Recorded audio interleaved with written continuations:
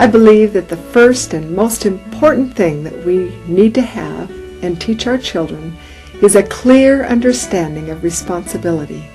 The responsibility we have for our own choices, our thoughts, our words, and our actions. Dale Carnegie said, "Happiness doesn't depend on outward conditions. It depends on inner conditions. It isn't what we have or who we are or what we're doing that makes us happy or unhappy. It's what we think about it." From their earliest years, we can teach children that they choose their own responses. These blocks make me so angry. Ben, you're choosing to be angry, honey. Things and people don't make you angry. It's your choice. Now let's pick them up, honey. Oh, man.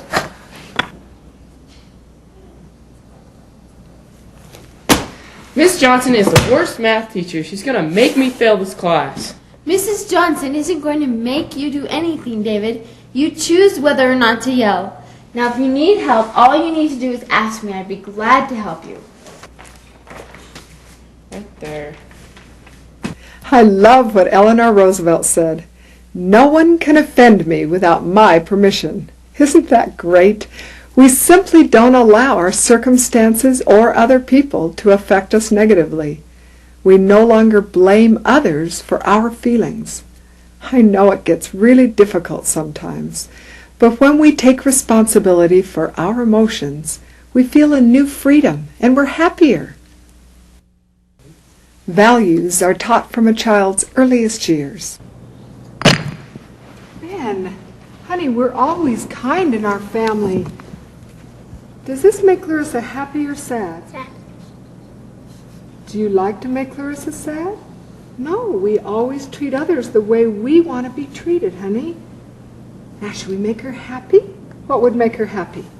Build it. Build it up again. So can you help her build a castle? Yeah. Okay, we're always kind, honey, in our family. Example is always the best teacher. It's a challenge to be examples of the way we want our children to live. We teach values unintentionally every day, but teaching values is something parents need to do intentionally, with forethought and planning. As part of our weekly family meetings, we can take a few moments and teach children a short lesson.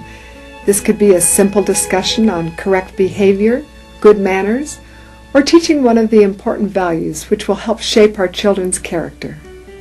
Sometimes we take for granted just the simple things that we have, and they're so important and so wonderful. The ability to see is such a great blessing. Children need to be taught respect, honesty, loyalty, unselfishness, to be non-judgmental and loving. These values and more need to be taught in our home. Teaching values is a part of our responsibility as parents. Also, to teach values, read stories to your children when they're young, when they hear over and over what is right and wrong. Have plenty of books with uplifting, good messages available to your children. Another way to teach values is to help children learn to make value judgments before they're put in the situation. Hopefully, when the opportunity to make a moral judgment arises, they will have thought it through and will choose the right. What if you were at a party, at least, and some of the kids started doing something you didn't believe in? What would you do? I'd, politely say, hey guys, let's not do this. I don't think that this is what we should be doing. And if the other people are still persistent about doing whatever it is, then I would leave. Playing the what-if game works especially well when you're teaching life skills, such as how to use 911, how to say no to strangers, what to do in a home emergency, and sex education. It's very important that these are taught in the home. 911. We should make this part Good boy! That was a good boy! The truth is, we are always being taught. And the things we spend the most time doing are the things that teach us the most. We need to find alternatives to watching too much television in our homes. Too often, television programs teach our children things we don't want them to learn. We wouldn't think of letting someone come in our home and teach our children to be disrespectful to adults, to have low moral values, or to enjoy violence. That's what we're doing every day when we allow our children to watch too much television. There are alternatives to television that can change your family's life. Teach correct values. When children internalize the good principles they've been taught, they'll more wisely govern themselves as they grow older and become happier, more productive adults.